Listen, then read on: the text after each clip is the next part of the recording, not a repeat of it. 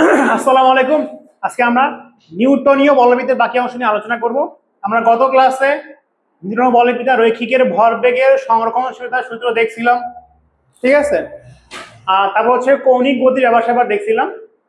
আচ্ছা, নিউটনীয় বলবিদ্যায় কৌণিক গতির মনে রাখবা দুইটা পার্ট আছে, একটা হচ্ছে বলতে পারো বৃত্তাকার গতি, একটা হচ্ছে ঘূর্ণন গতি, ঠিক আছে। আজকে ইনশাআল্লাহ আমরা বৃত্তাকার গতি কভার করার চেষ্টা করব। রেফারেন্স বুক থাকবে আমাদের সেলু স্যারের বইটা, এখান থেকে আমরা শুধুগুলো দেখে রাখার চেষ্টা করব। আচ্ছা, এখন বৃত্তাকার গতির কনসেপ্ট, ঠিক আছে। ক্যাটাগরি আমরা বি শুরু করছি, নিউটনীয় বলবিদ্যা ক্যাটাগরি বি। এখানে কি ছিল? বৃত্তাকার গতি, বৃত্তাকার গতি, ঠিক আছে। আচ্ছা, গত ভিডিওটা তোমার এডিট ভালো হয়েছে, মানে স্লো মোশন যেটা করছো, মিষ্টি খাওয়ান দিত।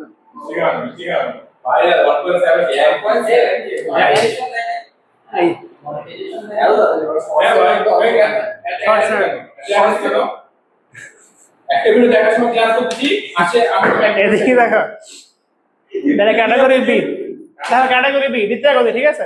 আচ্ছা, আমরা আগের দিন বৃত্তাকার গতির কিন্তু সূত্রগুলো কিছু দেখছিলাম, ওগুলো মনে আছে তো? আচ্ছা, এখানে সবচেয়ে গুরুত্বপূর্ণ কনসেপ্ট মনে রাখবো, কেন্দ্রমুখী ত্বরণ। কোন কনসেপ্ট বলো? কেন্দ্রমুখী ত্বরণ এসি, ঠিক আছে।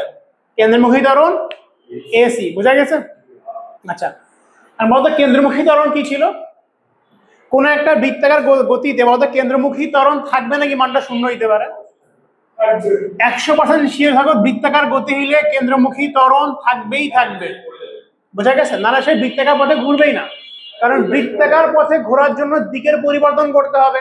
কারণ এইদিকে বেগের দিক কোন দিকে? স্পর্শক বরাবর। এইদিকে বেগের দিক কোন দিকে? স্পর্শক বরাবর। মানে বেগের দিকের পরিবর্তন কে করতে পারে? কেন্দ্রমুখী ত্বরণ করতে পারে, ঠিক আছে। আচ্ছা, কেন্দ্রমুখী ত্বরণের সূত্র মনে রাখবা, এসি সমান লেখা যায় ভি স্কয়ার ডিভাইডেড বাই আর। কি লেখা যাবে? V square divided by r, বোঝা গেছে?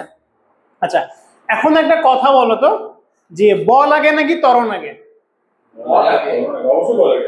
বলো, ত্বরণ কেন সৃষ্টি হয়? হ্যাঁ, তার মানে বল প্রয়োগ করলেই কিন্তু ত্বরণের সৃষ্টি হয়। বল যদি না থাকে ত্বরণ থাকবে? ত্বরণ থাকবে না। তার মানে এই যে কেন্দ্রমুখী ত্বরণ সৃষ্টি হয়েছে, সেটা কোনো একটা বলের কারণে হয়েছে, সেটা হচ্ছে কেন্দ্রমুখী বলের জন্য হয়েছে, ঠিক আছে। এটাকে এফসি দিয়ে প্রকাশ করলাম। দেখো, বলের ডিরেকশনটাই বুঝতে পারতেছো, কেন্দ্রমুখী বল। কি বল? কেন্দ্রমুখী বল, ঠিক আছে। তার মানে এই বলের ডিরেকশন কোন দিকে হবে? কেন্দ্রের দিকেই হবে, বুঝতে পারতেছো? মনোযোগ না দিলে কিন্তু লাঠি চার্জ হবে। এইবার তাহলে কেন্দ্রমুখী বল, ঠিক আছে। কেন্দ্রমুখী বল কিভাবে আসে একটা কথা মনে রাখবা, বিভিন্ন বৃত্তাকার গতিতে বিভিন্ন বল থাকে, যেই বলগুলা কেন্দ্রমুখী বলের যোগান দেয়। যেমন ধরো বললাম, তুমি একটা সুতা দিয়ে একটা বস্তুকে মাথায় ঘুরাচ্ছ, তাহলে এখানে বলতো কেন্দ্রমুখী বল কে দিচ্ছে? এখানে কেন্দ্রমুখী বল কে দিচ্ছে? সুতার টান দিচ্ছে। খেয়াল করছো? সুতার টান কোন দিকে বলো তো? কেন্দ্রের দিকে না? টান টান হয়ে আছে, তাহলে কেন্দ্রমুখী বল সুতার টান দিচ্ছে। তুমি একটা সুতায় একটা কি করলা, ইট বাঁধে ঘুরাচ্ছ, তাহলে এখানে সুতার টান কোন দিকে? কেন্দ্রের দিকে না? সুতার টান কেন্দ্রমুখী বলের যোগান দিচ্ছে। আর এই কেন্দ্রমুখী বলের ফলে কি আসছে? কেন্দ্রমুখী ত্বরণ আসছে। কারণ বল প্রয়োগ করলে কি হয়? ত্বরণ আমরা কি জানি? এফ সমান এম এ। ত্বরণ কই থেকে আসে? বল প্রয়োগ করলে, বোঝা গেছে? আগে আমাকে বুঝাই দিয়ে দাও। তাহলে কেন্দ্রমুখী বল প্রয়োগ হয়েছে প্রথমে, তারপর কেন্দ্রমুখী ত্বরণ আসছে। যেমন তোমরা খেয়াল করছো, যেখানে প্লাস চার্জ প্রোটন, বাইরে থাকে ইলেকট্রন, ঘোরাঘুরি করে না? তাহলে এই মাইনাস ঘোরাঘুরি করে, ইলেকট্রন বৃত্তাকার পথে ঘুরে, ধরে নিলাম। তাহলে বৃত্তাকার পথে কোন বলের কারণে ইলেকট্রন ঘুরতে আসে? কেন্দ্রমুখী বল। তো কেন্দ্রমুখী বল কে যোগান দিচ্ছে? এই যে প্লাস মাইনাসের আকর্ষণের কারণে, বুঝতে পারতেছো? এই প্লাস মাইনাস আকর্ষণ করবে না? এই দেখো, এই মাইনাসে কি করবে? প্লাসটা আকর্ষণ করবে, মাইনাসে কি হবে? প্লাসটা আকর্ষণ করবে। কোন বলের কারণে? কত? কুলম্ব বলের কারণে। আর কুলম্ব বলটা এখানে হচ্ছে কেন্দ্রমুখী বল। সুতার টানটা এখানে হচ্ছে কেন্দ্রমুখী বল। কারণ যেই বল বা যেই লব্ধি বল, আসলে বলা উচিত যেই বল বা যেই লব্ধি বল কেন্দ্রের দিকে কাজ করে, সেটাই কেন্দ্রমুখী বল। এখানে সুতার টান কেন্দ্রমুখী বল, মনে রাখবে। এখানে সুতার টানটাই হচ্ছে কি? কেন্দ্রমুখী বলের সমান। এখানে কুলম্ব ফোর্স, এফ ধর কি দিয়ে লিখবো? এফ বড় হাতের সি দিয়ে লিখলাম, ঠিক আছে। এটাই হচ্ছে মনে করো কেন্দ্রমুখী বলে যোগান দিচ্ছে। বোঝা গেছে? এবার তোমার কাছে প্রশ্ন, এদিকে মনে করো সূর্য, কি এটা সূর্য, সূর্যের চারদিকে পৃথিবী ঘুরে না বৃত্তাকার পথে, অর্থাৎ কোন বলের কারণে? কেন্দ্রমুখী বলের কারণে। বাট কে যোগান দিচ্ছে? মহাকর্ষ বল। দেখো সূর্য পৃথিবী আকর্ষণ করতেছে না, সূর্য পৃথিবী আকর্ষণ করতেছে না কেন্দ্রের দিকে, তাহলে এখানে মনে রাখবা মহাকর্ষ বল কেন্দ্রের দিকে কাজ করতেছে না। হ্যাঁ, এক এক ক্ষেত্রে এক এক রকম। যেমন এখানে কোন বলের কারণে এই বস্তু ঘুরতেছে? কুলম্ব বলের কারণে। দুটা চার্জের মধ্যকার বলে কি বল বলি? কুলম্ব বল বলি। আচ্ছা, এবার এই যে সূর্য আর পৃথিবীর মধ্যকার বলে কি বলি? মহাকর্ষ বল বলি। কিন্তু খেয়াল করে দেখো, দেখার বিষয় হচ্ছে এটা, যেখানে কুলম্ব বল কোথায় কাজ করতেছে? ইলেকট্রনকে কেন্দ্রের দিকে টানতেছে, কেন্দ্রের দিকে বল প্রয়োগ করতেছে। এখানে সূর্য পৃথিবী কেন্দ্রের দিকে টানতেছে, বল প্রয়োগ করতেছে। এখানে এই সুতার টানটা বা সুতাটা এই বস্তুকে কেন্দ্রের দিকে ধরে রাখছে। সুতা না থাকলে কি বস্তু ঘুরতো? ঘুরতো না। এই বল না থাকলে ইলেকট্রন ঘুরতো? ঘুরতো না। মহাকর্ষের বল না থাকলে পৃথিবী ঠেকা পড়ছে ঘুরার না, পৃথিবী চলে যেতে বাম করে। বোঝা গেছে? তাহলে আমি দেখলাম যে যে কোনো বস্তু যদি বৃত্তাকার পথে ঘুরে, তাহলে অবশ্যই সেখানে কোনো না কোনো বল কেন্দ্রের দিকে কাজ করবেই, আর সেই বলকে বলা হচ্ছে কেন্দ্রমুখী বল। এক এক ম্যাথে এক একটা বল কেন্দ্রমুখী বলে যোগান দিবে। এখানে সুতার টান বল কেন্দ্রমুখী বল দিচ্ছে, এখানে কুলম্ব বল কেন্দ্রমুখী বল দিচ্ছে, এখানে বললাম গ্র্যাভিটি ফোর্স, গ্র্যাভিটি ফোর্স এখানে কেন্দ্রমুখী বলে যোগান দিচ্ছে। বোঝা গেছে? এখানেও কেন্দ্রমুখী বল আছে, এখানেও আবার কেন্দ্রমুখী বল আছে। হ্যাঁ, কেন্দ্রমুখী বল সব কেন্দ্রমুখী বল। এখানে ভরের চেঞ্জ সব আলাদা আলাদা হবে। ঠিক আছে? এফজি মানে এখানে দুইটা বস্তুর মধ্যে কি আছে? মহাকর্ষ বল আছে না? এই মহাকর্ষ বলের কারণেই যে ধরে আছে। এখন এই মহাকর্ষ বল কোন দিকে কাজ করতেছে? কেন্দ্রের দিকে না? তাহলে এখানে মহাকর্ষ বলটাই কেন্দ্রমুখী বল। এখানে সুতার টান কোন দিকে কাজ করতেছে? সবসময় কেন্দ্রের দিকে না? তাহলে সুতার টানটাই কেন্দ্রমুখী বল। আর পৃথিবীর সব কেন্দ্রমুখী বলের একটা সূত্র মনে রাখবা, একটা তো পার্সোনাল সূত্র আছে যে এফজি, এফজি সূত্র কি? জি m1 m2 r স্কয়ার, এখানে কি সি, ঠিক আছে, Q1 Q2 r স্কয়ার। আর এই সবগুলা সূত্র সমান একটা সূত্র লেখা যাবে, সেটা কি? দেখো এফ সমান কি এম এ হয় না? তাহলে এফ সি সমান কি এম ইন্টু এসি লেখা যাবে।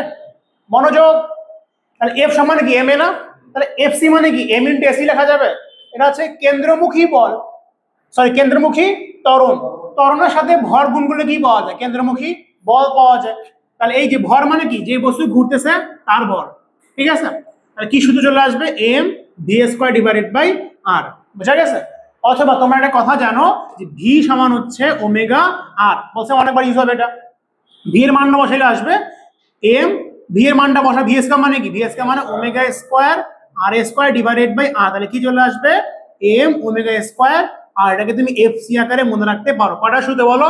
দুইটা।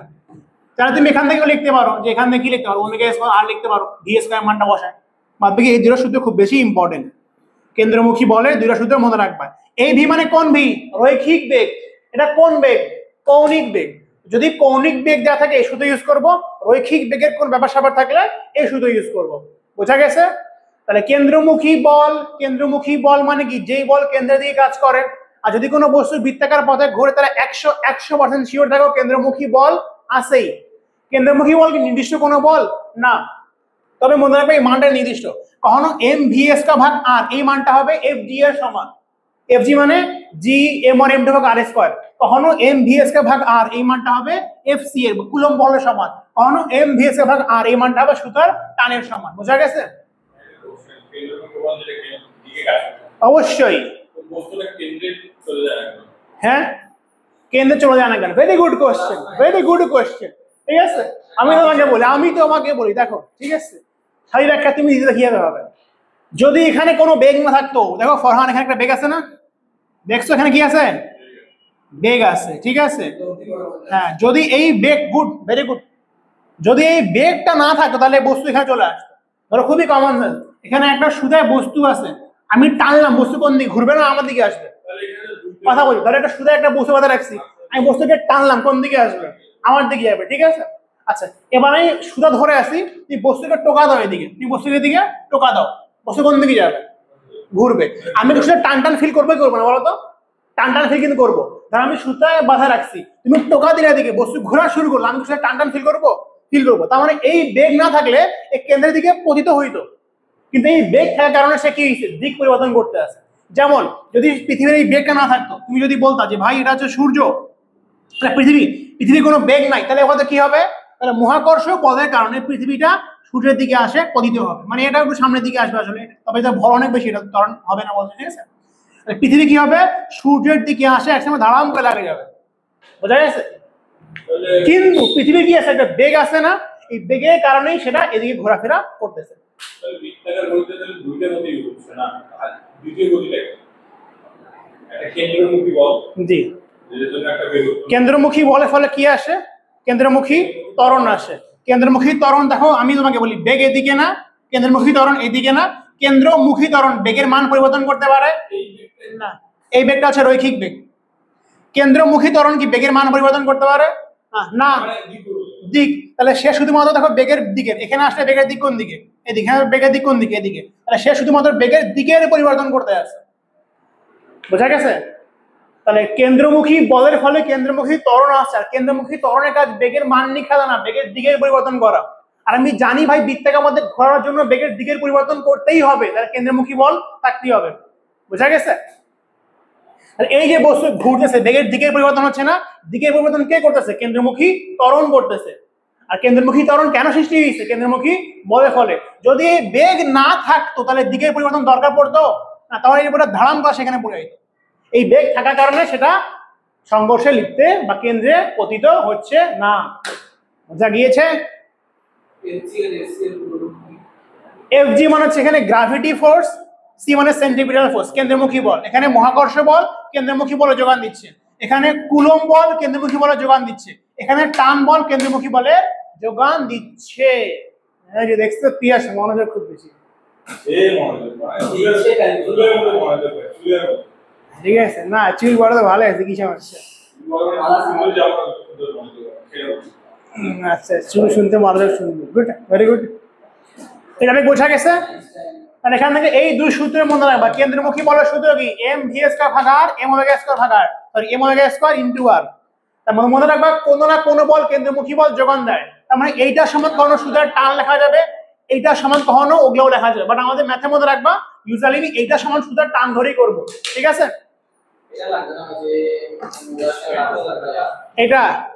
এটা তো মাঝখানে কাটাকাটি করে এটা আসছে না, তুমি এটা লিখে পরীক্ষায়, এটাতে কাটা কাটা ইনটু কাটি করে এটা আসছে না, বোঝা গেছে।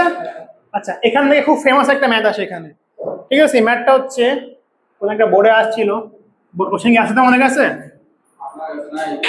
ভাই, সেটা তো থাকার কথা, ঠিক আছে দেখি।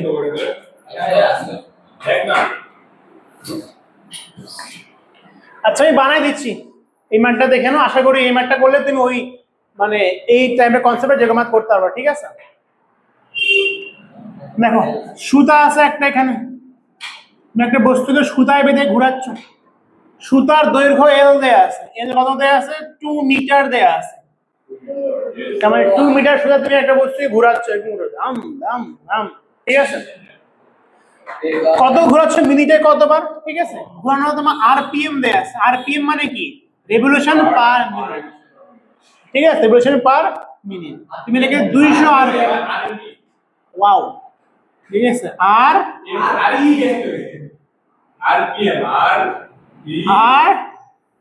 ঠিক আছে, মনোযোগ টেস্ট। আচ্ছা আরপিএম এটা হচ্ছে ধরলাম 200 দেয়া আছে, তাহলে 200 রেভলিউশন পার মিনিট। আর এই যে সুতা মনে করো 10 টাকা সুতা কিনছো তুমি, টান টান তো একটা নির্দিষ্ট লিমিট আছে, সুতার সর্বোচ্চ টান দেয়া আছে। আচ্ছা এটা এখন না দিই, আচ্ছা ধরো এই সুতা দেয়া আছে, ঠিক আছে, বস্তুর ভর দেয়া আছে, বস্তুর ভরটা মনে করো কত গ্রাম, একটা ইটের ভর কতটুকু হয় বলো তো, খুবই কম দিই।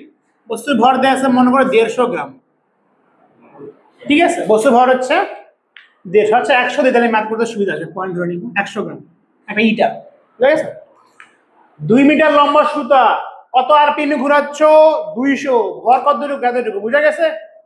আচ্ছা তোমাকে প্রথম প্রশ্ন সুতার টান কত, সুতার টান কত বের করতে পারবা না। আচ্ছা এখানে একটা বস্তু বৃত্তাকার মধ্যে ঘুরতেছে না, সুতা দিয়ে ঘোরাচ্ছ, তাহলে এখানে কেন্দ্রমুখী বলটা কে দিচ্ছে, সুতার টানটাই দিচ্ছে, তার মানে সুতার টানই তো কেন্দ্রমুখী বলের যোগান দিচ্ছে। তাহলে এই মধ্যে সিম্পলি রাখো, এটা কোশ্চেন নাম্বার মনে করো 1, ঠিক আছে, কোশ্চেন নাম্বার হচ্ছে 1। তাহলে Q1 এর অ্যান্সার কি হবে? সুতার টান, ঠিক আছে, সুতার টানটাই তো এখানে কেন্দ্রমুখী বল, বুঝতে পারতেছো? আর কেন্দ্রমুখী বল মানে কি? এম ভি স্কয়ার ভাগ আর অথবা এম ওমেগা স্কয়ার আর। কি দেয়া আছে? ওমেগা দেয়া আছে না? ওমেগা সূত্রে ফেলাই দিই। আরপিএম টা তাহলে কি বুঝবো? যে ওমেগা দেয়া আছে, ঠিক আছে? তোমাদের কিন্তু পরীক্ষা নেই হচ্ছে না দেখে তোমার অনেক বাড়ে গেছে। তোমাদের গার্জিয়ানের সাথে কিন্তু কথাবার্তা বলতে হবে। পিয়াস তুমি ও ছাড়ে দিছি আমি, ওকে আমি ছাড়ে দিছি। ও এটা হচ্ছে এম ওমেগা স্কয়ার আর। আচ্ছা এম এ মান তো দেয়া আছে, এম কত বলো? এসআইজি বলতে কত হবে? 100 গ্রাম মানে কত কেজি? 0.1 কেজি, ঠিক আছে? তাহলে 0.1 কেজি। ওমেগার সূত্র বলো 2 পাই n ভাগ টি। n কতবার? 200। n কত? 200। টি কত? 60 সেকেন্ড। এই সূত্র মনে আছে তো? আগের অধ্যায়ে রাখা সূত্র। আচ্ছা আর কতটুকু ব্যাসার্ধ নিয়ে ঘুরতেছে? সুতার দৈর্ঘ্যের পরিমাণ ব্যাসার্ধ, এটা কত হবে? 2। ওমেগার সূত্রের পাশে লিখে দিই যদি ভুলে গেছো। এটা হচ্ছে 2 পাই n ভাগ টি। ওমেগা n মানে কি? কত বার ঘুরে, টি মানে কত সময় লাগে। তো আরপিএম মানে কি? Revolution per minute. কত? 200 আরপিএম। তাহলে 200 রেভলিউশন পার মিনিট। 200 বার ঘুরে পার মিনিট মানে কি? কত? 60 সেকেন্ডে। বোঝা গেছে? আচ্ছা স্কয়ারটা দেওয়া হয় নাই। স্কয়ার হ্যাঁ হ্যাঁ সেকেন্ড। আমি তার পিএসই করলাম। রেভলিউশন পার মিনিট না? রেভলিউশন পার মিনিট, কিন্তু 1 মিনিট কত সেকেন্ড? 60 সেকেন্ড। দেখো আমি 60 সেকেন্ড বসাই নাই, তুমি 60 সেকেন্ড বসাই নাই। 200 রেভলিউশন পার মিনিট মানে 200 রেভলিউশন পার 60 সেকেন্ড। কত বসাইছি আমি? 60 সেকেন্ড। আচ্ছা ক্যালকুলেটর চাপ দাও। তোমার কি শরীর খারাপ? 0 কাটা। ক্যালকুলেটর চাপ দাও। মুখে মুখে মুখের কারো বিশ্বাস নাই। ওকে মুখে মুখে একবার ভিডিওর পুরো A to Z মাপন এক করে দিছে।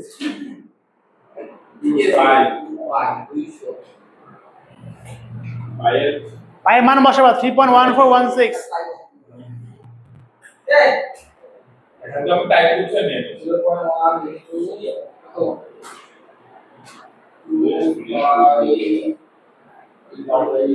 তুমি চার্জার নিয়ে আসছো? এখন চার্জ নেই।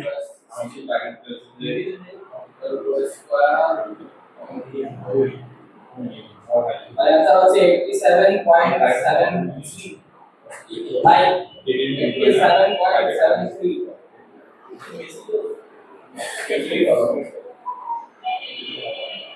বাকিটা বললাম না, থাক।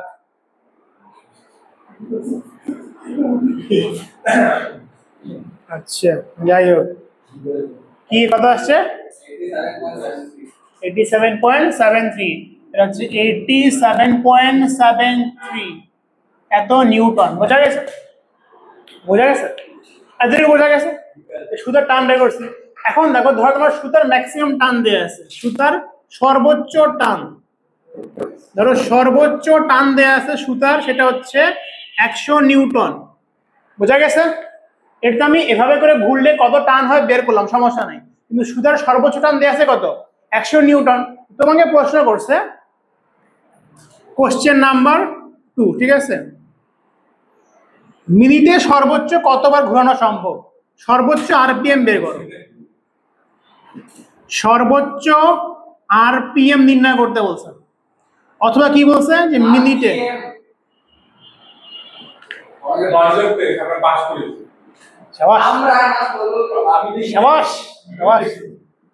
আরপিএম সর্বোচ্চ আরপিএম অথবা সর্বোচ্চ কৌণিক বেগ বের করতে বলছে, ঠিক আছে?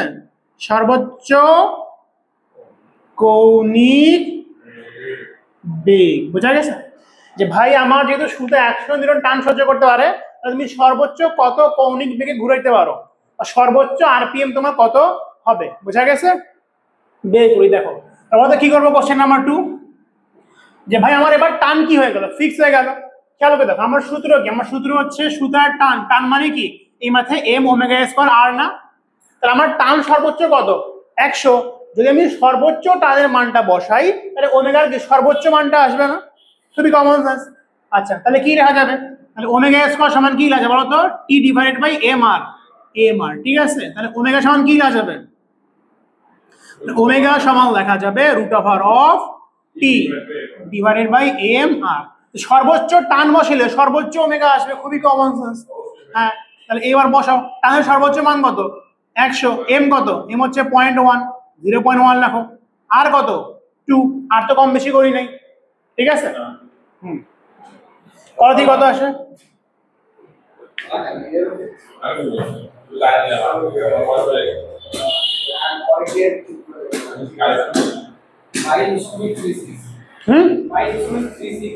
সত্যি